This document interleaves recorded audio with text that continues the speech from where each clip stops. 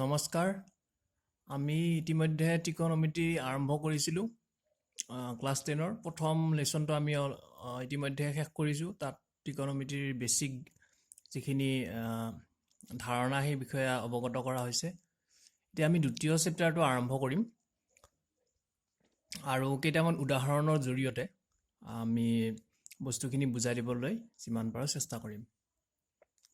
এতিয়া ধৰা হওক আমি প্ৰথমতে এটা ত্ৰিভুজ এটো ধৰি ললো এটো ত্ৰিভুজ ABC ইয়াতে এংগল B টো হৈছে সমকোণ অৰ্থাৎ 90 ডিগ্ৰী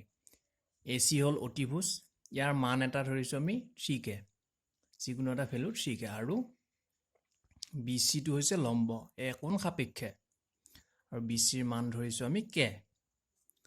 এতিয়া আমি জানো যে পাইথাগোৰাছৰ সূত্ৰটো আমি জানো সবে পাইথাগোৰাছৰ সূত্ৰ মতে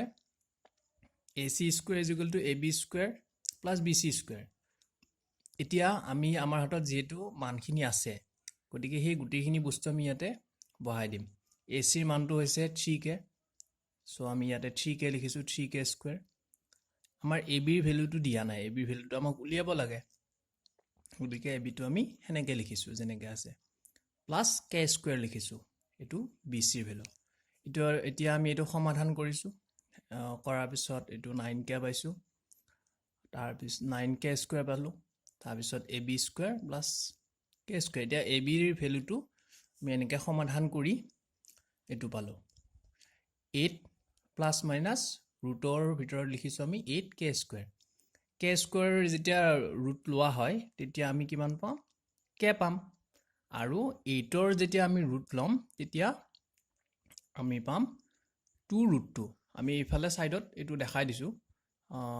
4 into 8 টো আমি এনেকে লিখিব পাৰো 4 into 2 গতিকে 4 ৰ ৰুট হল 2 আৰু ৰুট 2 টো ৰুট 2 থাকিব গতিকে এই ভ্যালুটো হলো পালো আমি প্লাস মাইনাস 2k ৰুট 2 এতিয়া এই গুটেখিনি বস্তু যেহেতু আমি পাই গলো BC ভ্যালু দিয়াই আছে তাৰ পিছত AC ভ্যালু দিয়া আছে আমি AB ভ্যালু পাই গলো এতিয়া আমি ইয়াৰ পৰা cos উলিয়াম আগতে যে প্ৰথম লেসনটোত আমি যেনেকে উলিয়াইছিলো cos এতিয়া cos A যেতিয়া উলিয়াম cos A মানে কি এটো হ'ব ভূমি বাই অতিভুজ এটো হল ভূমি AB আৰু ইয়াতে AC এতিয়া AB ৰ ভ্যালুটো দিয়া আছে মানটো 2k ৰুট 2 ডিভাইডেড বাই AC ৰ ভ্যালু কিমান দিয়া আছে 3k সো আমি এটো এনেকা পাতিলো এতিয়া এটা k k কাটা যাব যোৱাৰ পিছত আমি মানটো পাম 2k 2 ৰুট 2 ডিভাইডেড বাই 3 ঠিক তেনেকে আমি sin a ৰ ভ্যালুটো আমি উলিয়াব পাৰো BC ডিভাইডেড বাই AC BC অৰ্থাৎ লম্ব ডিভাইডেড বাই কৰ্ণ বা অতিভুজ তো BC ডিভাইডেড বাই AC গতিকে BC ৰ মানটো দিয়া আছে k বাই 3k আৰু এই দুটা যেটা k k কাটা যায় তাৰ পিছত 1/3 পায় তো তেনেকে তোমালোকে tan ৰ ভ্যালুটো উলিয়াব পাৰা আৰু cot ৰ ভ্যালু উলিয়াব পাৰা cosec ৰ ভ্যালু উলিয়াব পাৰিবা আৰু sec ৰ ভ্যালু উলিয়াব পাৰা এতিয়া আমি আৰু এটা উদাহৰণ দেখুৱাব বিচাৰিছো উদাহৰণ এটা লৈ তোমালোক ভালদৰে বুজাই দিম বস্তুটো এই প্ৰশ্নটো দিয়া আছে যদি tan a = 4/3 হয় তেন্তে a কোণৰ ত্ৰিকোণমিতিক অনুপাতবোৰ উলিওৱা ইয়াতে tan a ৰ ভ্যালু দিয়া আছে 4/3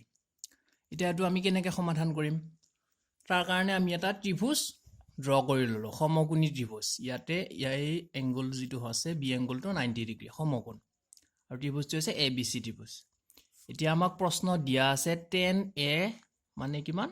4/√3 এটো প্ৰশ্ন দিয়া আছে এটোক আমি সমীকৰণ 1 বুলি ধৰি ললো আকৌ আমি জানো যে tan a = কিমান লম্ব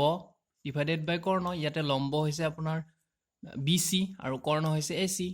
গতিকে tan a আমি কিমান লিখিলো BC ডিভাইডেড বাই AC আৰু ইয়াক সমীকৰণ 2 বুলি আমি লিখিলো এতিয়া সমীকৰণ 1 আৰু 2 ৰ পৰা আমি কি পাম tan a ৰ ভ্যালুটো কিমান লিখিব পাৰো 4/3 = BC বাই AC এই দুটা সমীকৰণ যেতিয়া আমি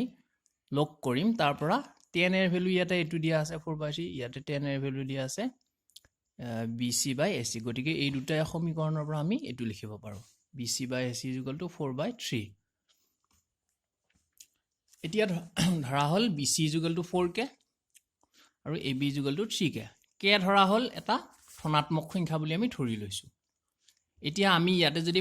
এই ত্ৰিভুজটোত আমি পাইথাগোৰাছৰ সূত্ৰটো ব্যৱহাৰ কৰোঁ তেতিয়া কি হ'ব AC square is equal to AB square plus BC square. গতিকে AB ৰ মানটো দিয়া আছে আমাক যেহেতু 3K, so 3K square লিখিছোঁ, তাৰপিছত আমি 4K square লিখিছোঁ। এইখিনি সমাধান কৰাৰ পিছত কিমান পালোঁ এইটো 9K square plus 16K square, অৰ্থাৎ AC square is equal to 25K square পালোঁ। এতিয়া AC ৰ মানটো পাম যেতিয়া আমি ইয়াৰে ৰুট ল'ম, লোৱাৰ লগে লগে ৰুটৰ ভিতৰত আছে 25K square, গতিকে ইয়াৰ মানটো হ'ব 5K। এতিয়া আমি তিনিটা বস্তু পাই গ'লোঁ, BCৰ মানটো পাই গ'লোঁ, ABৰ মানটো পাই গ'লোঁ আৰু ACৰ মানটো পাই গ'লোঁ। এতিয়া আমাক প্ৰশ্নটো দিয়া আছে যে যদি এইখিনি দিয়া থাকে তেন্তে কোণৰ ত্ৰিকোণমিতিক অনুপাতবোৰ উলিওৱা। এতিয়া আমি ত্ৰিকোণমিতিক অনুপাতবোৰ কেনেকৈ উলিয়াম ইয়াৰে? তাৰ কাৰণে আমি বস্তুখিনি পাই গ'লোঁ, গোটেইখিনি বস্তু তিনিটা বাহুৰ মান পাই গ'লোঁ। এতিয়া আমি ত্ৰিকোণমিতিক অনুপাতখিনি উলিয়াম। এতিয়া sin A উলিয়াম প্ৰথমতে, যেনিবা sin A উলিয়ালোঁ। sin A উলিয়াবৰ কাৰণে আমি কি কৰিম? sin A এইটো ত্ৰিভুজৰ পৰা কি লিখিব পাৰোঁ? sin A is equal to BC by AC লিখিব পাৰোঁ, অৰ্থাৎ লম্ব বাই অতিভুজ লিখিব পাৰোঁ। গতিকে আৰু BCৰ মান কিমান দিয়া আছে ইয়াতে? 4K দিয়া আছে আৰু ACৰ মান কিমান পালোঁ আমি? 5K। তো 4K by 5K, K cancel যোৱাৰ পিছত 4K by 5K is equal to কিমান হ'ব? 4/5 হ'ব। তেনেকৈ আমি cos A টো উলিয়াব পাৰোঁ। cos A is equal to এইটো ত্ৰিভুজৰ পৰা হ'ব AB by AC, so 3K by 5K, so ABৰ মানটো দিয়া আছে, so 3K by 5K, so ইয়াতে K যেতিয়া কেঞ্চেল যাব, যোৱাৰ পিছত কিমান হ'ব? 3K by 5K। ঠিক তেনেকৈ তোমালোকে বাকী যিবিলাক tan আছে, sec আছে আৰু cosec আছে গোটেইখিনি ভেলু উলিয়াব পাৰিবা। আৰু নেক্সট ভিডিঅ'টোত আমি